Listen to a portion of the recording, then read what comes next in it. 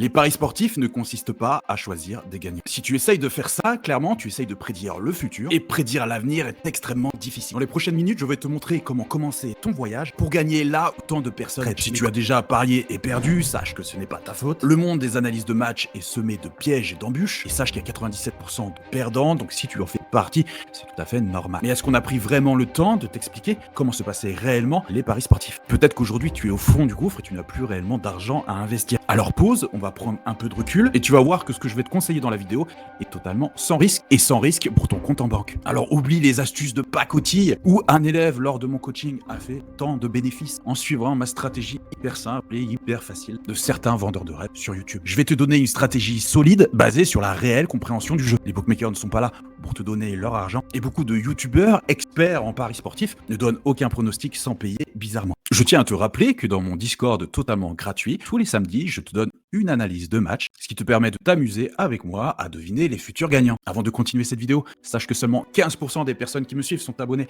à ma chaîne.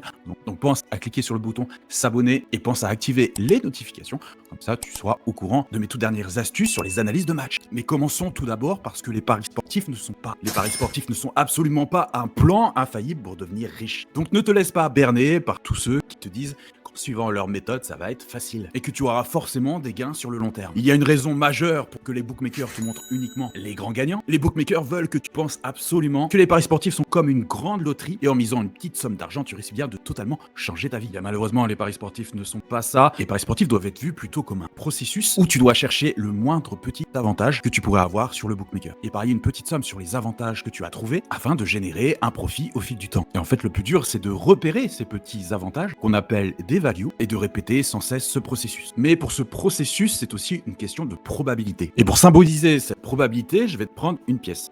T'as vu, j'ai pris la plus grosse que j'avais. Donc en fait, si je lance cette pièce en l'air, on est d'accord que j'ai 50% de chance qu'elle tombe sur face et 50% de chance qu'elle tombe sur pile. Donc c'est une simple question de probabilité. Maintenant, imaginons que je joue contre toi et qu'à chaque fois que tu gagnes 1 euro et à chaque fois que je gagne 1 euro. Toi, c'est pile, moi, c'est face. On est d'accord que tu as 50% de chance de gagner 1 euro et moi, j'ai 50% de chance de gagner 1 euro. Donc si nous jouons à ce jeu pendant des heures et des heures, aucun de nous deux n'a d'avantage particulier et il est fort probable que ni l'un ni l'autre nous tirions réellement un bénéfice. Nous ferions que de s'échanger 1 euro par-ci, 1 euro par-là, mais au final, on aurait plus ou moins la même somme de gagné et de perdu. Donc maintenant, on va jouer exactement au même jeu, mais on va changer quelque peu les règles. Maintenant, à chaque fois que tu gagnes, tu vas gagner 1,50 € et à chaque fois que tu perds 1 euro. Donc d'après toi, si on joue longtemps à ce jeu-là, qu'est-ce qui va se passer? Eh bien, on est d'accord que tu as un avantage sur moi puisque la somme gagnée pour toi est plus importante que celle que je gagne. Et donc, au final, sur un nombre de lancers assez conséquent, tu auras gagné une meilleure somme que moi. Et ça, c'est juste mathématique. Alors que nous sommes d'accord, nous avons tous les deux les mêmes chances de gagner. Mais cet avantage de 50 centimes, c'est la symbolisation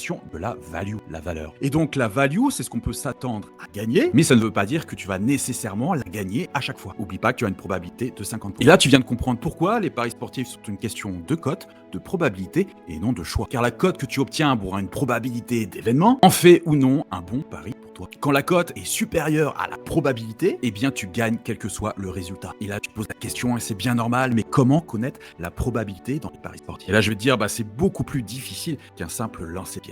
Et les paris sportifs sont des événements réels. Les matchs, ils comportent énormément de variables qui sont totalement imprévisibles, comme les blessures, les états de forme de chacun, la mentalité de chaque joueur avant le match, la causerie de l'entraîneur. Il y a aussi, on va pas se cacher, le hasard ou alors les actions complètement miraculeuses. Donc beaucoup de personnes essaient de calculer ces fameuses probabilités, mais rappelle-toi que prédire l'avenir, c'est compliqué. Et pour ce faire, tu as besoin de beaucoup de recherche et d'analyse pour être meilleur que le bookmaker. Et je vais te le dire tout net, les parieurs qui sont gagnants, en tout cas le peu de parieurs gagnants, c'est-à-dire les 3%, sont systématiquement des gens qui étudient les cotes en profondeur. Ensuite, il y a une deuxième chose qu'il faut prendre en compte dans les paris sportifs, c'est qu'il y a deux types de bookmakers. Un, les bookmakers à peu près honnêtes qui reversent une partie de leurs gains aux parieurs gagnants. Et de deux, les bookmakers malhonnêtes qui, si tu tentes de retirer tes gains car tu fais partie des 3%, vont te bloquer ton compte pour une raison ou une autre. Et effectivement, quand l'un des plus honnêtes des bookmakers sort sa cote, tu peux être sûr qu'elle est ajustée au millimètre. Et si tu repères un autre bookmaker qui est déphasé par rapport à cette cote, tu as déjà repéré une value. Donc souviens-toi, c'est ce fameux 50 centimes de différence. Et il faut savoir aussi que chaque bookmaker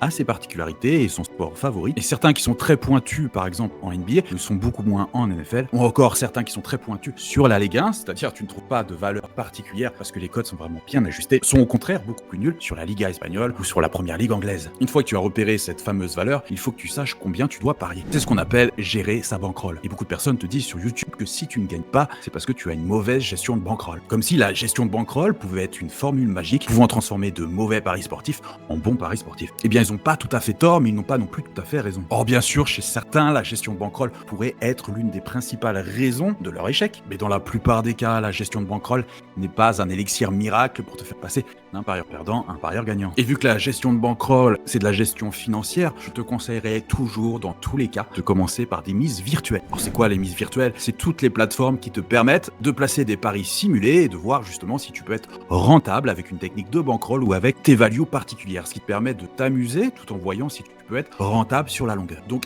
tu as l'amusement d'essayer de battre le bookmaker et de voir les values qu'il n'a pas trouvées, et de deux, tu ne prends strictement aucun risque. Et une fois justement que ta méthode est en place et que tu as fait plusieurs paris simulés qui te permettent de dégager une certaine rentabilité, et que tu as trouvé la formule, celle qui permet de rencontrer les cotes et la probabilité, alors là tu dois te dire c'est bien beau tout ça Mathéo, mais tu m'aides pas beaucoup, je ne sais pas comment détecter les values. Alors pour détecter les values, il faut déjà transformer la cote en pourcentage, et pour cela c'est simple, tu vas faire 1 divisé par la cote fois 100. Je te prends un exemple pour une cote de 1.45, donc 1 divisé par 1.45 et tu fais le résultat fois 100 et ça va te donner ici, pour l'exemple de cote à 1.45, 69%. Donc la probabilité du bookmaker que cet événement se passe est donc de 69%.